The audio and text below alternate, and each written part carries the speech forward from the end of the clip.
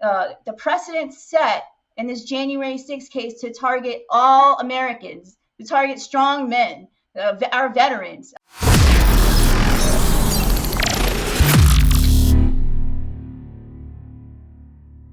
But everybody needs to mark their calendars, August 30th.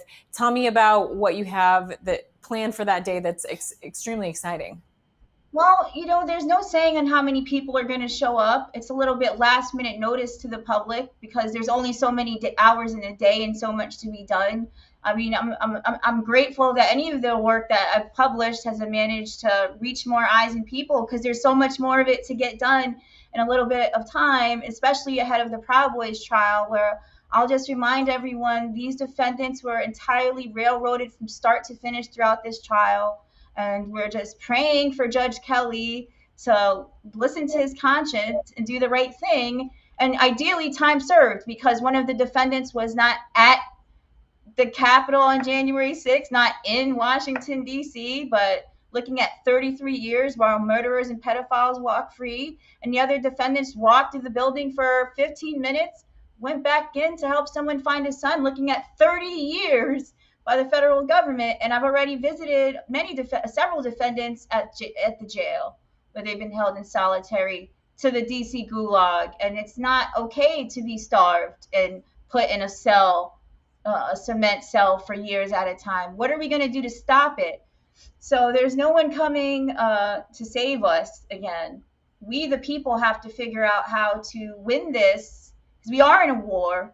And how do we do that? It is like a psychic warfare. It's a non-kinetic war. It's like you can't really see a bomb go off or a bullet get shot, but we're still at siege. So we're going to experiment with the power of prayer at the courthouse. We would like everyone nationwide to start posting your prayers on Twitter, on Facebook, on cross social media. Everyone that has a platform or a network, stand with us to pray for our nation. Pray on things that we all fundamentally agree on. As I've said many times this past month organizing this, if you agree that you want to afford gas, you want food for your family, you want the government to leave you the heck alone, then pray for our country. That's all you need to be in this party that we're having, a prayer party, I guess, where we're going to make sure if the government or the judge does decide to throw the book at these innocent men,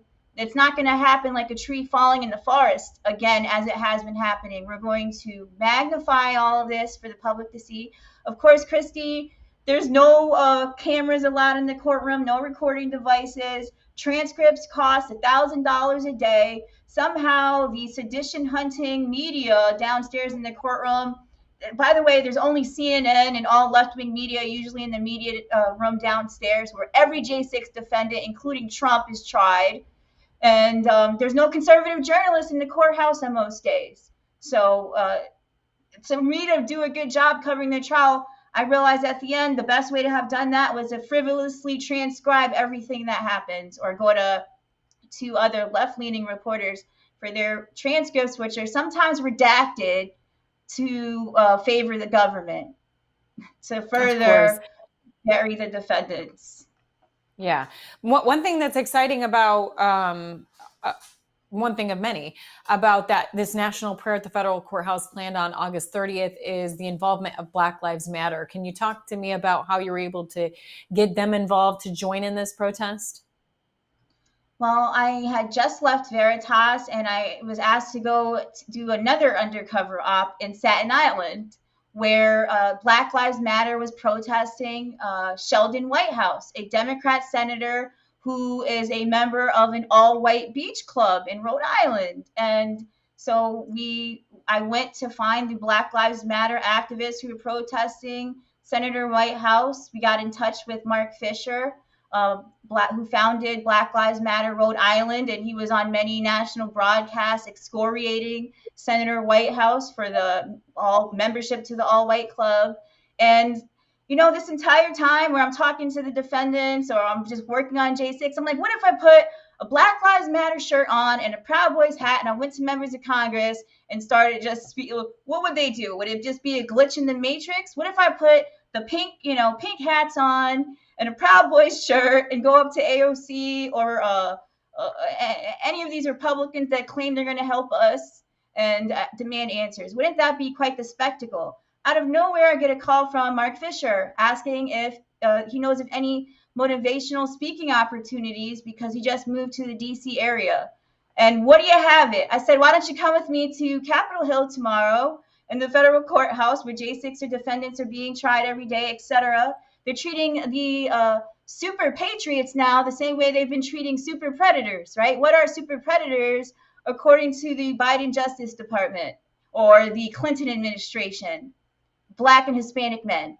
So we've kind of frayed away from, like, Black Lives Matter has been used by the social George Soros and the ilk, but they did have a valid point throughout the 60s. Black people were getting beaten like cops, and they are using the Patriot Act in places like New York to target young Black males, and they have a higher incarceration rate than the average. I mean, I saw a study that showed Blacks and whites use the same amount of drugs, but Blacks are higher incarcerated for the same crimes. So this all should be stuff that we're able to discuss in prayer and peace and gratitude that we're able to unify, because that is how we're going to win. If we unify as one people, one collective, instead of waiting on the leader to come, we have to earn our leader back at this point.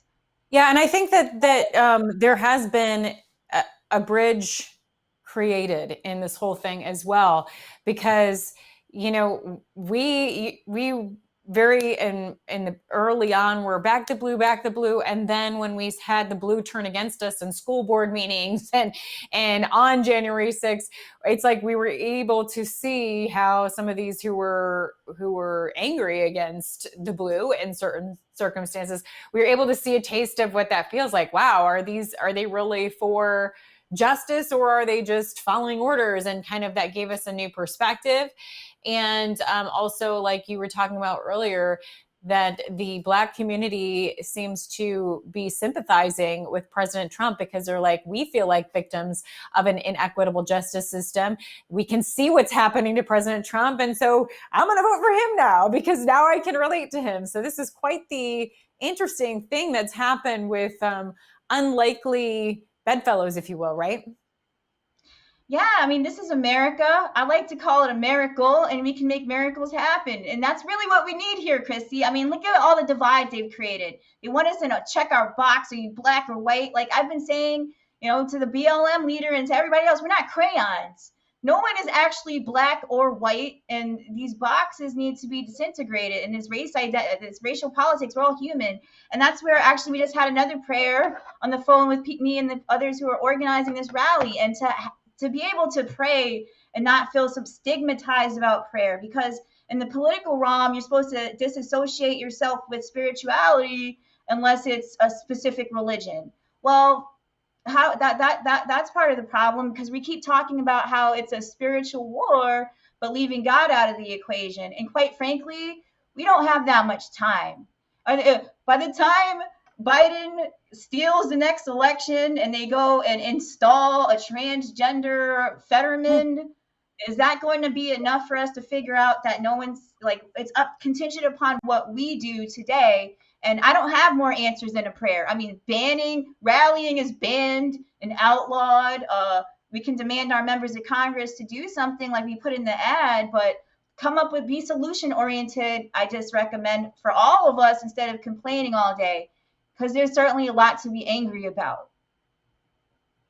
Right. Well, this time went by way too fast. We're definitely going to have you back on the counter narrative. Thank you so much for coming on. And if people want to stay updated on this national prayer that's happening on August 30th, isn't a good thing to do is follow on Twitter at Proud. There's going to be Twitter Spaces. Oh, sorry, Kristi. There's going to be Twitter Spaces that are hosting the prayer from 6 a.m. Because really, it's the people's voice. We don't need to wait for any publication to give us a voice.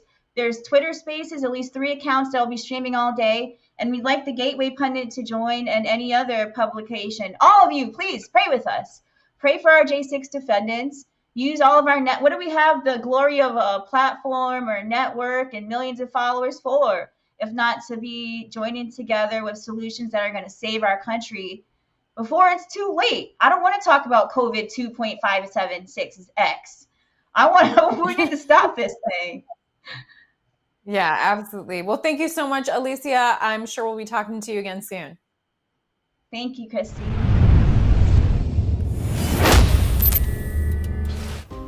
First they came for the Proud Boys, and I did not speak out because I was not a Proud Boy. Then they came for Trump and the Patriots, and I did not speak out because I was not Trump or a Patriot. Then they came for the children, and I did not speak out because I was not a child. Next they'll come for you because you did not speak out for them. Our American brothers and sisters have become collateral damage and prisoners of war for crimes they did not commit, while the majority of Congress does absolutely nothing. Public opinion will free them. We are asking our American brothers and sisters nationwide to peacefully stand and pray with us on August 30th, 2023, and demand that Congress does their job and exposes this miscarriage of justice against the Proud Boys and other Jade Sixers. Pray with us and peacefully stand with us outside of the E. Barrett Prettyman Courthouse starting Wednesday, August 30th, 2023. We, the American people, demand a real investigation